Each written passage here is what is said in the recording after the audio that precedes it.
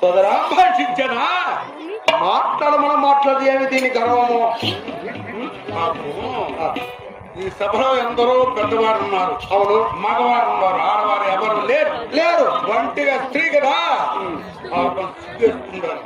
సిగ్గు ఆ, ఎగ్గు సిగ్గు లేదురా. పోనీలే మాట్లాడబోతు పోని ఉమ్. మౌన వహించిన మౌనాంగీకారం సరేనా? పోనీలే. ఒకసారి దాని కర